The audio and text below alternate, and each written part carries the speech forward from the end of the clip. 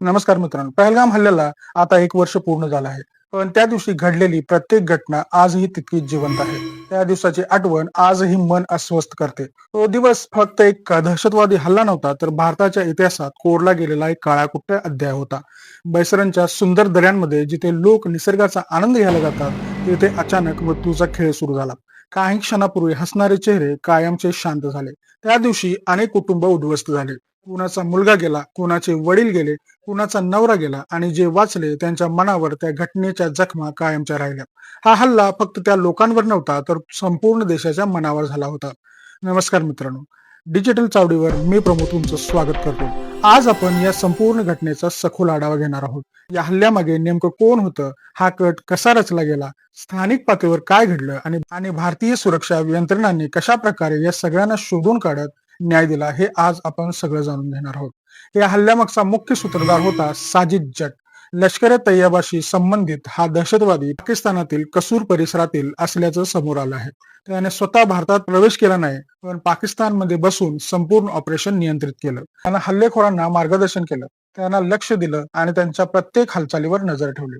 त्यांचा उद्देश स्पष्ट होता की भारतामध्ये भीती निर्माण करणे आणि आंतरराष्ट्रीय स्तरावर भारताला अस्थिर दाखवणे. त्याच्याबरोबर काम करणारे आणखी 3 दहशतवादीही होते. त्यांची नावं होती फैजल जट, हबीब ताहिर आणि हमजा अफगाणी. हे तिघेही प्रशिक्षित होते. त्यांना अत्याधुनिक शस्त्रांचा वापर, लक्ष्याची निवड आणि हल्ल्यांची अंमलबजावणी याचं विशेष प्रशिक्षण देण्यात आलं होतं. या हल्ल्याची तयारी एका दिवसात झालेली नव्हती, तर यामागे अनेक महिन्यांचं प्लॅनिंग होतं. हल्ल्याच्या आधी परिसराची रेकी करण्यात आली होती. कोणत्या ठिकाणी जास्त गर्दी असते, कोणत्या मार्गाने पळून जाणं सोपं असेल आणि कोणत्या वेळी हल्ला केल्यास जास्तीत जास्त नुकसान होईल याचा सखोल अभ्यास करण्यात आला होता. पण या सगळ्यानंतरही भारताने हार मानली नाही. भारतीय सैन्य आणि तपास यंत्रणांनी एक मोठं ऑपरेशन सुरू केलं. त्या ऑपरेशनचं नाव होतं ऑपरेशन महादेव. ही फक्त एक शोध मोहीम नव्हती, तर हा न्याय मिळवण्याचा एक निर्धार होता. या ऑपरेशन मध्ये तब्बल 300 स्क्वेअर किलोमीटरचा परिसर तपासण्यात आला. जंगल, डोंगर, दऱ्या प्रत्येक ठिकाणी सर्च ऑपरेशन राबवण्यात आलं. 93 दिवस सतत दहशतवाद्यांचा माग काढण्यात आला. या 93 दिवसात प्रत्येक छोट्या माहितीचा धागा पकडण्यात आला. स्थानिक लोकांची चौकशी करण्यात आली. संशयित हालचालींवर लक्ष ठेवण्यात आलं आणि शेवटी श्रीनगर जवळील दाचीगाम परिसरात या तिघांना शोधून काढण्यात आलं. त्या क्षणी भारतीय सैन्यानं दाखवलेलं धैर्य, संयम आणि अचूकता खरोखर कौतुकास्पद होते आणि तिथेच या तिघांचा शेवट झाला. या तपासाची खरी ताकद होती त्यामागील अत्याधुनिक तंत्रज्ञान. घटनास्थळाची 3D मॅपिंग करण्यात आली होती. ड्रोन आणि कॅमेऱ्यांच्या मदतीनं त्या जागेचे डिजिटल मॉडेल तयार करण्यात आलं होतं. डीएनए मॅचिंगच्या मदतीने मृत दहशतवाद्यांची ओळख पटवण्यात आली. बॅलिस्टिक फॉरेन्सिक्सच्या माध्यमातून शस्त्रांची साखळी आणि त्यांचा जो पूर्व संबंध होता तो जोडण्यात आला.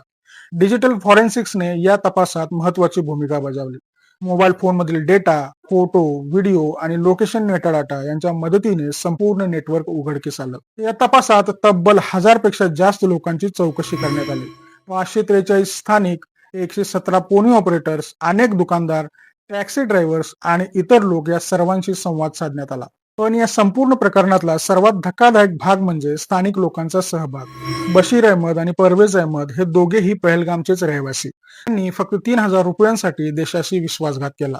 हल्ल्याच्या आदल्या दिवशी बशीरला जंगलात हे तिघे दहशतवादी दिसले होते.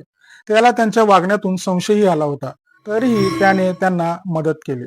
त्यांच्या घरी नेण्यात आलं, त्यांना जेवण देण्यात आलं, त्यांच्या शस्त्रांना लपवण्यात मदत करण्यात आली. त्या रात्री जर परवेजने पोलिसांना माहिती दिली असती तर कदाचित अनेक लोकांचे प्राण वाचले असते. पण त्यांनी पैशासाठी देशाचा विश्वासघात केला.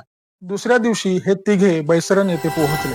त्यांनी पर्यटकांना लक्ष केलं, त्यांच्या धर्माबद्दल विचारलं आणि जे उत्तर देऊ शकले नाही त्यांना निर्दयीपणे ठार मारलं. म्हणजे हा हल्ला पूर्णपणे नियोजनपूर्वक आणि थंड डोक्याने करण्यात आला होता.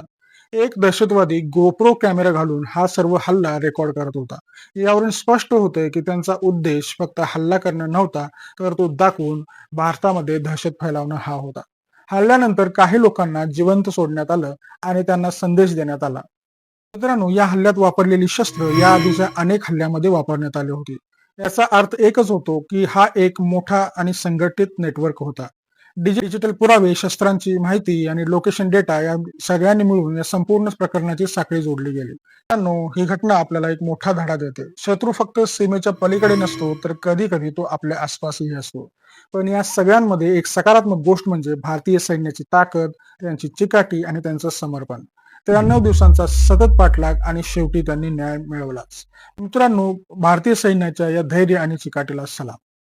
मित्रांनो, जर तुम्हाला अशाच प्रकारचे सखोल आणि तथ्यपूर्ण व्हिडिओ पाहायचे असतील तर आताच डिजिटल चावडी या चॅनलला सबस्क्राईब करा आणि बेल आयकॉन जरूर दाबा. तुमचं या प्रकरणावर काय मत आहे ते कमेंटमध्ये नक्की सांगा. मित्रांनो, ही कथा विसरण्यासाठी नाही तर लक्षात ठेवण्यासाठी आहे. कारण देशाची सुरक्षा ही फक्त सैन्याची जबाबदारी नाही तर प्रत्येक नागरिकाची जबाबदारी आहे आणि म्हणूनच देश सर्वात आधी येतो. या व्हिडिओमध्ये इथेच थांबतो. जय हिंद, वंदे मातरम, जय महाराष्ट्र.